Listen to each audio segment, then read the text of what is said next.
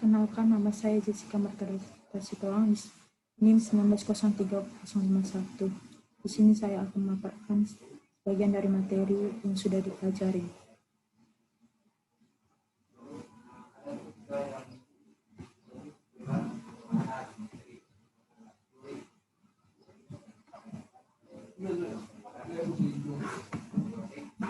WWTP dan IPAL.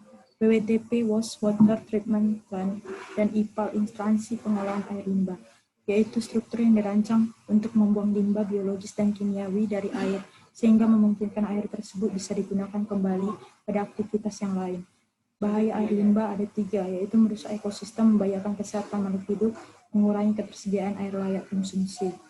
Mengapa air limbah harus diolah? Yang pertama, agar tidak mencemari lingkungan sekitar. Yang kedua, terbatasnya sumber air bersih. Yang ketiga, diatur oleh pemerintah. Metode pengolahan air limbah. Yang pertama yaitu fisika, adalah proses menghilangkan kotoran limbah yang berukuran lebih besar dengan 3 cara, yaitu screening, filtrasi, dan sedimentasi. Screening dan filtrasi sama-sama menyaring. Namun screening, dia menyaring kotoran yang lebih besar seperti kayu, daun, dan lain-lain. Sedangkan filtrasi menyaring kotoran yang berukuran kecil, contohnya lumpur. Sedangkan sedimentasi yaitu di mana kotoran limbah yang berat jenisnya lebih besar dari air, maka dia akan jatuh dengan sendirinya karena adanya gaya gravitasi. Biologi adalah proses menghilangkan kotoran dengan bantuan mikroorganisme. Terdiri menjadi 3, yaitu active sludge, biofiltrasi, dan oksidasi.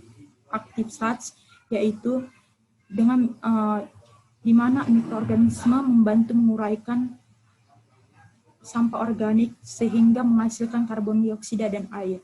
Sedangkan biofiltrasi yaitu proses penyaringannya yang membedakan itu medianya ada mikroorganisme yang membantu degradasi sampah organik. Yang 3, oksidasi, yaitu penambahan oksigen dan air agar mikroorganisme tetap hidup untuk melangsungkan aktivitas menguraikan sampah organik yang terbagi 2, yaitu anaerob dan aerob. Aerob membutuhkan udara, sedangkan anaerob tidak membutuhkan udara. Yang ketiga, kimia.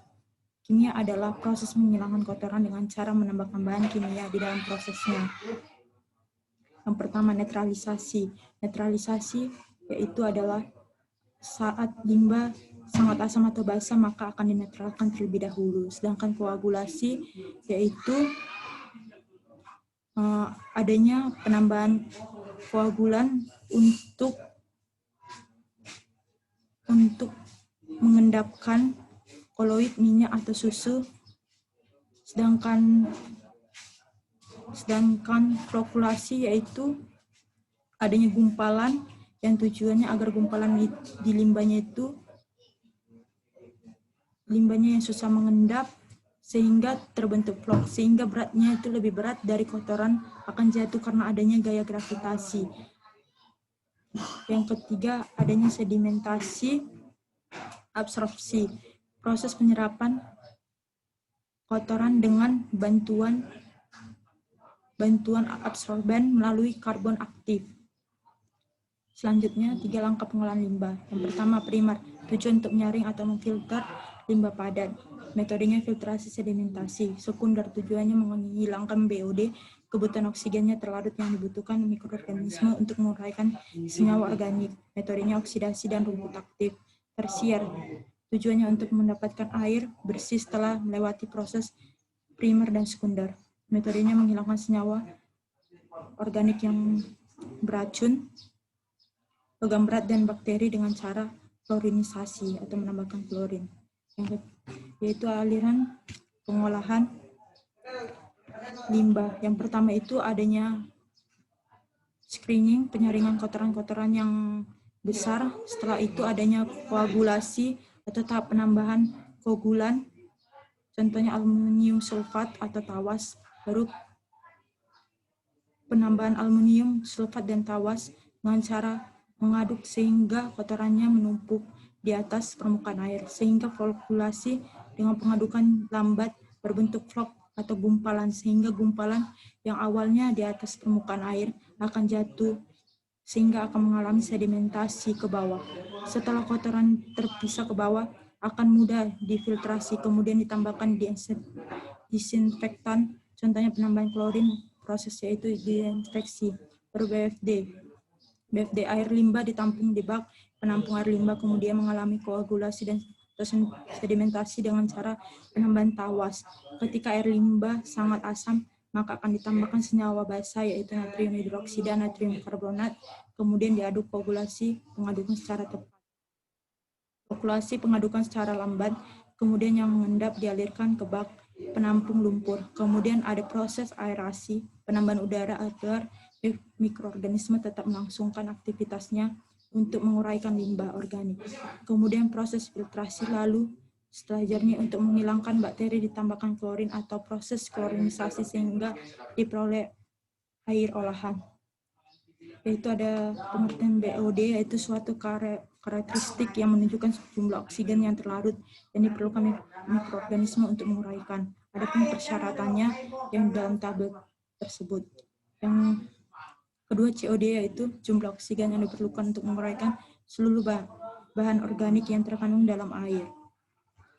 Persyaratan COD yaitu nilai COD akan berbanding terbalik dengan nilai BOD yang menurut Peraturan Menteri Negara tentang Lingkungan Hidup. Inilah contoh dari persyaratan COD. Yang selanjutnya bahaya COD, dan bahayanya itu kadar BOD dan COD yang tinggi akan menyebabkan penurunan kandungan oksigen terlarut di perairan yang dapat mengakibatkan kematian organisme akuatik. Selanjutnya, prinsip pengukuran BOD pada dasarnya cukup sederhana, yaitu mengukur kandungan oksigen terlarut awal dari sampel segera setelah pengambilan contoh, kemudian mengukur kandungan oksigen terlarut yang sampelnya yang telah diinkubasi selama 5 hari pada kondisi gelap dan suhu tetap, yaitu 20 derajat Celcius yang sering disebut dengan DO5. Selanjutnya itu adalah sun filter. Fungsi sun filter adalah menyaring partikel-partikel kotoran yang terdapat di dalam air. Pada proses sun filtrasi, bahan koloid akan tertahan, yaitu dalam bentuk lapisan gelatin, sedangkan ion-ion yang terlarut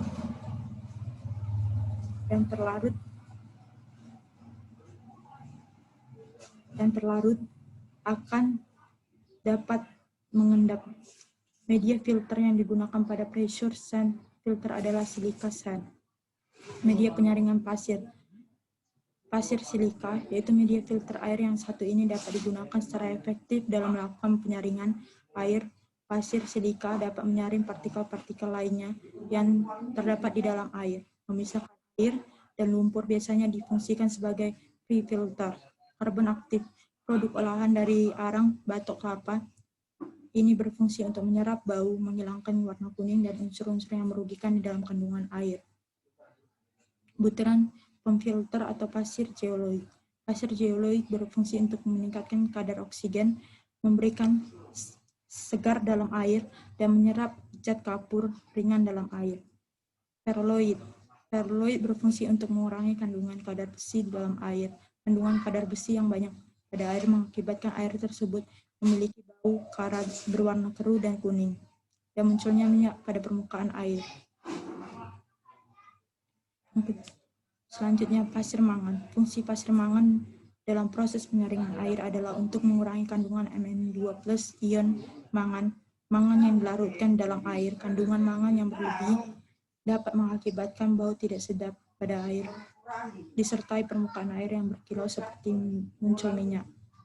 Selanjutnya, atrasit adalah karbon yang timbul melalui proses metamorfosa dari tumbuhan dengan waktu yang lama, bermula dari kayu, lumut, batu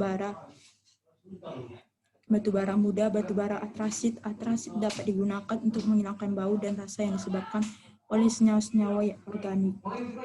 Selanjutnya, yang ada di industri yaitu slurry, yaitu suspensi padatan dan cairan yang akan disaring. Yang kedua, cake, yaitu akumulasi padatan di atas penyaring yang tidak lolos melalui media pori, media penyaring. Yang ketiga, media penyaring atau filter media, yaitu media berpori yang digunakan untuk menahan padatan. Yang keempat, filtrat, yaitu cairan jernih yang lolos melalui penyaring. Jenis-jenis alat filter industri adalah rotary vacuum drum filter, dilengkapi sarana otomatis dan dilengkapi dengan drum yang terus berputar dengan kecepatan rendah selama operasi. Tekanan yang di luar drum disebut tekanan atmosferik, tetapi di dalam drum mendekati vakum drum berada dalam cairan yang mengandung suspensi padatan yang akan difilter atau disaring. Selanjutnya ada flat dan frame filter press, digunakan untuk memisahkan padatan cairan dengan media berpori yang meneruskan cairan dan menahan padatannya. Dilengkapi dengan dua bagian, yaitu tangki umpan dan rangkaian flat atau bidang datar dan bingkai. Yang ketiga, horizontal vacuum filter.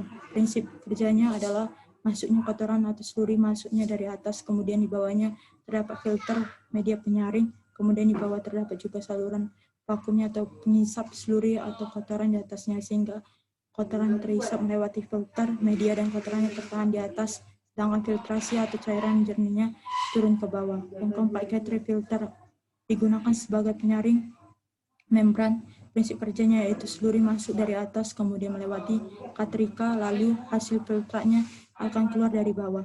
Yang kelima, centrifugal filter. Media penyaring menggunakan gaya berputar centrifugal, yaitu yang menjauhi titik pusat slurry masuk ke dalam media penyaring yang berputar secara sentrifugal, kemudian filtrat akan keluar melewati bagian luar media penyaring.